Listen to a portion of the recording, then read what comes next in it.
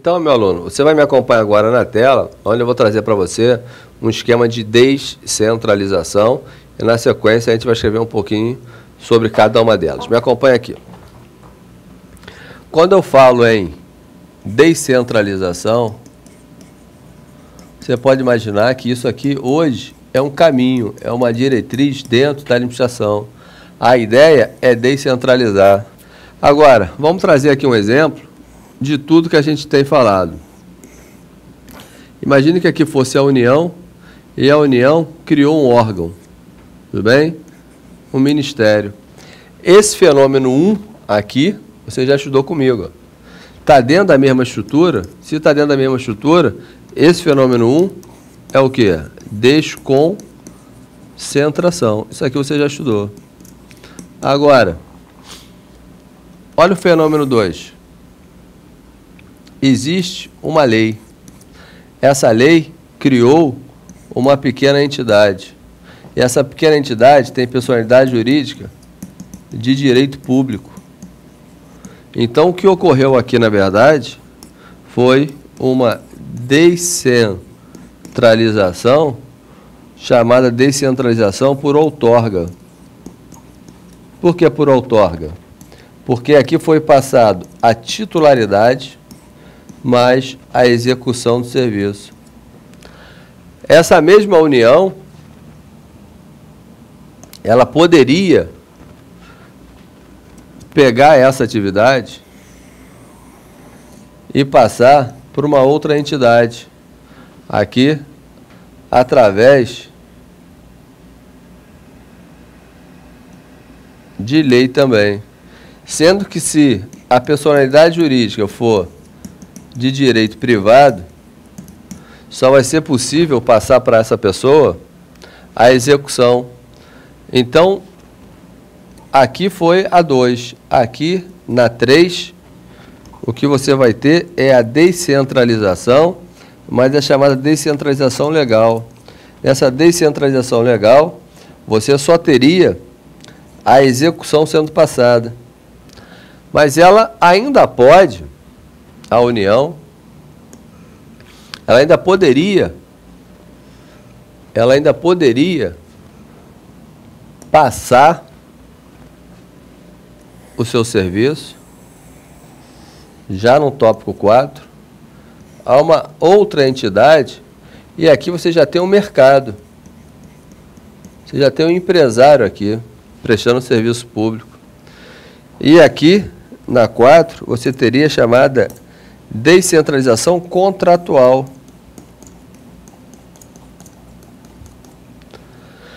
E por fim, você poderia ter a União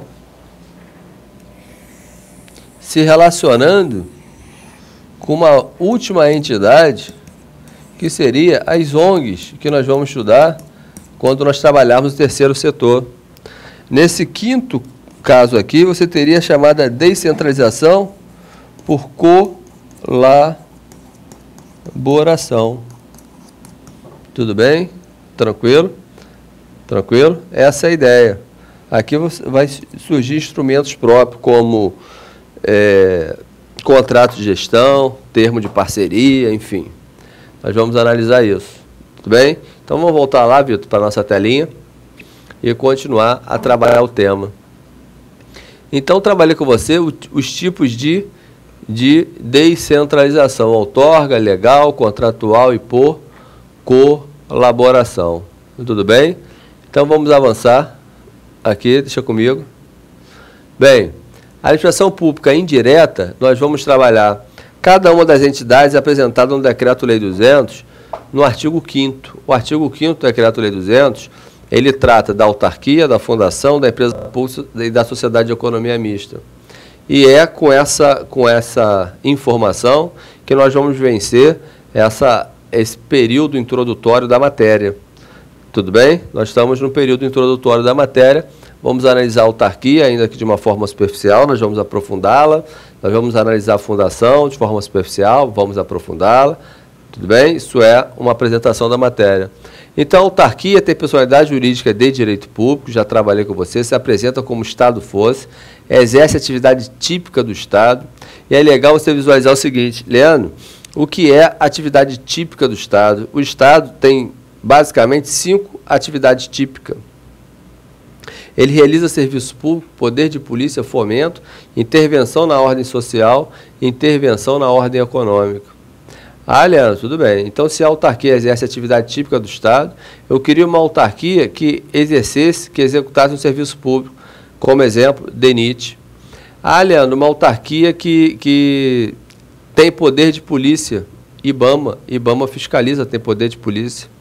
Eu quero uma autarquia que faça intervenção na área social, INSS, autarquia que faz intervenção na ordem econômica, Banco Central, Bacen.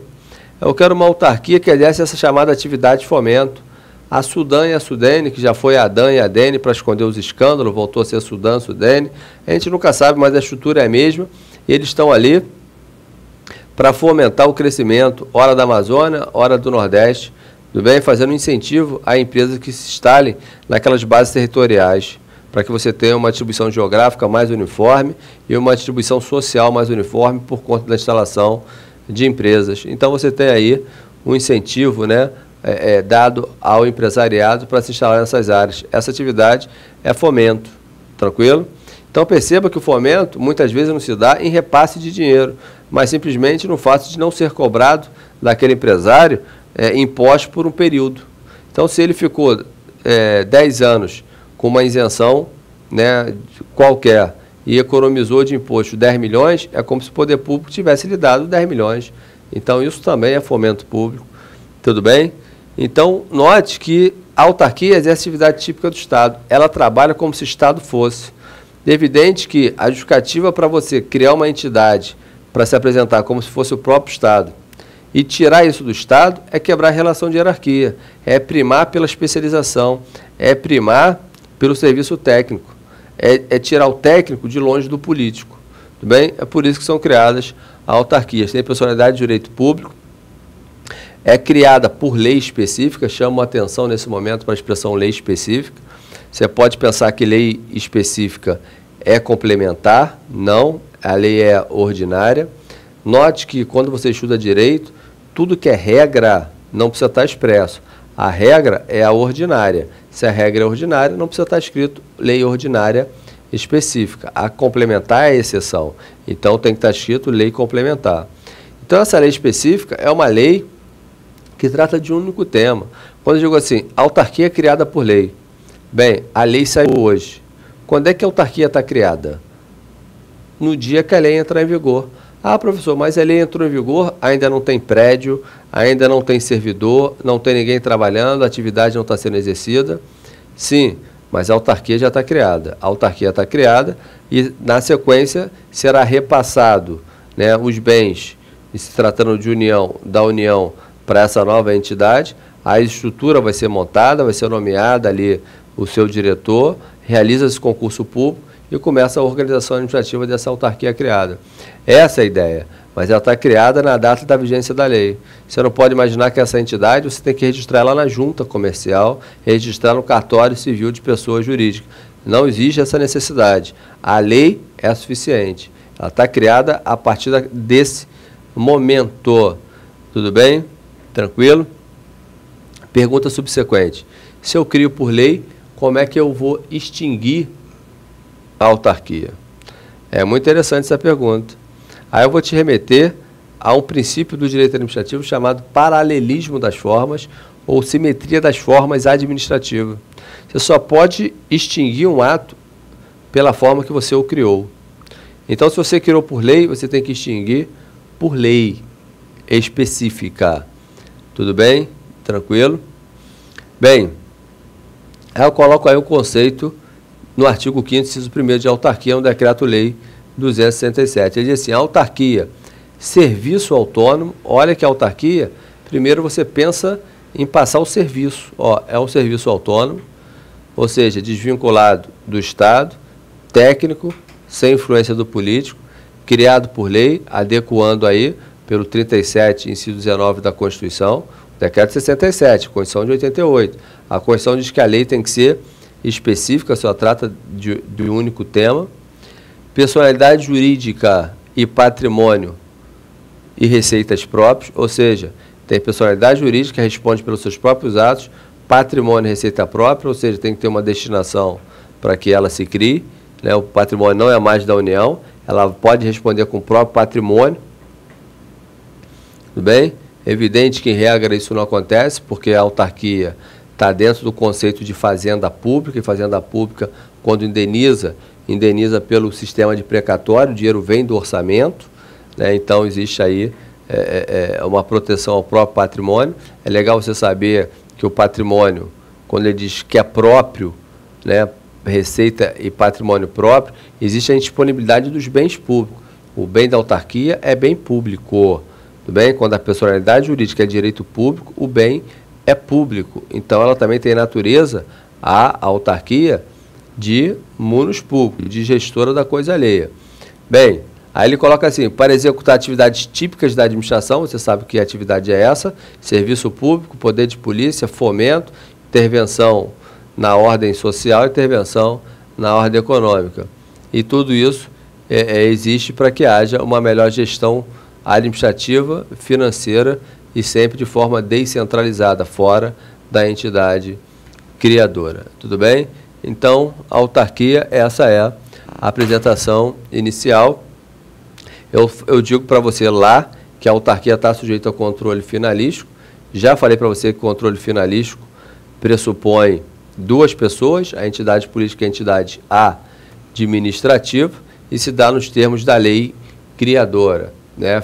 Fazendo comparativo com o hierárquico, trabalhei isso com você, né? No hierárquico existe uma única pessoa jurídica se autocontrolando. Você poderia, até nesse momento, botar aí dentro do seu glossário, né? Dentro do seu cérebro, a expressão tutela, né? Quando você escuta a palavra tutela no direito administrativo, é bom você substituí-la pela palavra controle. Quando uma entidade política controla uma entidade administrativa, o que você tem aí é a chamada tutela administrativa nos termos da lei. Agora, quando você tem uma entidade se autocontrolando, isso chama-se autotutela administrativa. Então, a hierarquia está ligada à autotutela, o controle finalístico está ligado à tutela. E o controle finalístico se dá nos termos da lei. Mas eu não posso deixar de citar nosso grande mestre, nosso grande autor, chamado Celso Antônio Bandeira de Mello, que trata da tutela extraordinária. Perceba que extraordinário é alguma coisa que não é comum. A tutela extraordinária, ela pode acontecer, esse controle pode acontecer, ainda que não haja previsão legal. Quando? Se você tem dentro da entidade o chamado pelo ilustre mestre descalabro administrativo, ou seja, uma baderna generalizada, você poderia ter a entidade política fazendo a intervenção na entidade administrativa, tudo bem? Tomando a entidade administrativa para restabelecer a ordem. Essa é a ideia. Então, você, de imediato, todo direito administrativo ele é assim. Você sempre excepcionaliza a legalidade em nome do interesse público. Então, o Estado ele não é só direito, o Estado também é democrático. Então, esse democrático ao lado direito, você tem que analisar, evidente, de forma ponderada, né? Estado democrático está ligado ao atendimento do interesse público. Estado de direito, atendimento à legalidade. Então, você como servidor, embora você só possa fazer aquilo que está na lei, se o ato, se o que você está vivendo pede uma ingerência um pouco maior e é em nome da coletividade, você pode sim excepcionalizar a legalidade, tudo bem? E é com essa ótica que o ilustre mestre trata da tutela extraordinária, a possibilidade de haver uma intervenção na administração indireta, ainda que não haja lei, em nome do descalabro administrativo. Um abraço e até a próxima.